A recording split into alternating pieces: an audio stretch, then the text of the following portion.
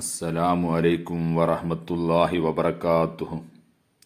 സുഹൃത്തുക്കളെ, ഈ വീഡിയോ നിങ്ങൾക്കും മറ്റുള്ളവർക്കും ഉപകാരപ്പെടും എന്നുണ്ടെങ്കിൽ ലൈക്ക് ചെയ്യാനും ഷെയർ ചെയ്യാനും മറക്കരുത്.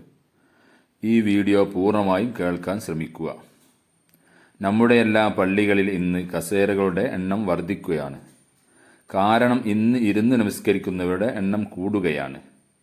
നിൽക്കാൻ കഴിയാത്തവനോട് ഇരുന്ന് നമസ്കരിക്കാനും ഇരിക്കാൻ കഴിയാത്തവനോട് കിടന്ന് നമസ്കരിച്ചു കൊള്ളാനുമാണ് നമ്മോട് കൽപ്പിച്ചിട്ടുള്ളത്. ഇങ്ങനെ നിൽക്കാൻ കഴിയാത്ത പൂർണ്ണമായും ഇരുന്ന് നമസ്കരിക്കുന്നവർ ജമാഅത്ത് നമസ്കാരങ്ങളിൽ കസേരയുടെ ബാക്ക് കാലുകൾ സഫിൽ നിൽക്കുന്നവരുടെ മടമ്പൻകാലിന് സമമായിട്ട് കസേരയിൽ ഇരിക്കുമ്പോൾ തോളോട് തോൾ ചേർന്ന് വരുന്ന രീതിയിൽ കസേരയിൽ ഇരുന്നാണ് നിസ്കരിക്കേണ്ടത്. എന്നാൽ ഇന്ന് നിൽക്കാൻ കഴിയാത്തത് കൊണ്ടല്ല നമ്മളിൽ പലരും കസേരയിട്ട് നിസ്കരിക്കുന്നത്. സുജൂദിലും അത്തഹിയാത്തിലും പോകുന്നതിലുള്ള ബുദ്ധിമുട്ട് കൊണ്ടാണ്. ഇങ്ങനെ നിസ്കരിക്കുന്നവർ ജമാഅത്ത് നമസ്കാരങ്ങളിൽ ഇവർ പ്രത്യേകം ശ്രദ്ധിക്കേണ്ടത്, നമ്മൾ നിന്ന് നമസ്കരിക്കുന്നവരുടെ സഫിൽ മടമ്പൻകാൽ ശരിയാക്കി തോളോട് തോൾ ചേർന്ന് നിന്നാണ് നിസ്കാരം തുടങ്ങേണ്ടത്. നമ്മുടെ ബാക്കിൽ നമ്മളോട് ചേർന്ന് കസേര കരുതിയാൽ അവർക്ക് സുജൂദും അത്തഹിയാത്തും കസേരയിൽ ഇരുന്ന് നിർവഹിക്കാവുന്നതാണ്.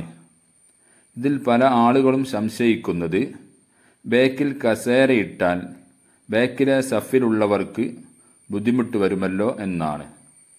എന്നാൽ ആ സ്ഥലം ഒഴിവാക്കി അവർ നിസ്കരിച്ചു കൊള്ളും. അതൊരു പള്ളിയിലൊക്കെ തൂണുണ്ടായാൽ അവിടെ ഒഴിവാക്കുന്നത് പോലെ കരുതിയാൽ മതി. അതുകൊണ്ട് ഒരു പ്രയാസമുള്ള കാര്യമല്ല.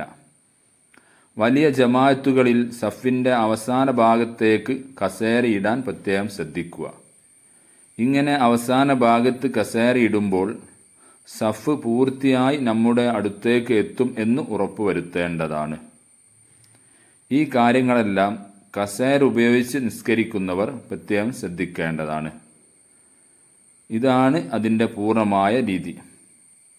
ഈ വീഡിയോ നിങ്ങൾക്കും മറ്റുള്ളവർക്കും ഉപകാരപ്പെടും എന്നുണ്ടെങ്കിൽ ഷെയർ ചെയ്യാനും ലൈക്ക് ചെയ്യാനും മറക്കരുത്.